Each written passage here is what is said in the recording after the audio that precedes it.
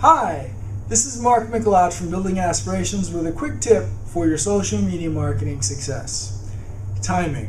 What is the timing? When should you post? How often should you post? What's the frequency? What time of day? Yeah, it can get confusing really quick. I mean, do you need to answer right away? And how do you do that if you have limited staff? And can you, like at what point is it too late, or is it too early, or yeah, I get it. There's a lot of questions here.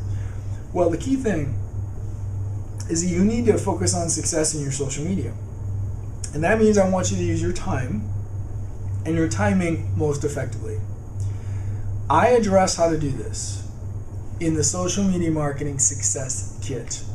This is a comprehensive online course of best case strategies, including time-saving devices for your social media marketing. I want you to not only know when, but how to use your individual time most effectively to achieve greatest success with the least amount of effort.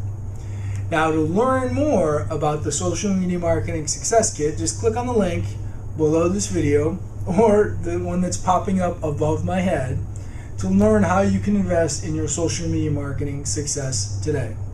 This has been Mark Mikelat from Building Aspirations with a quick tip about timing in your social media marketing. I thank you for listening.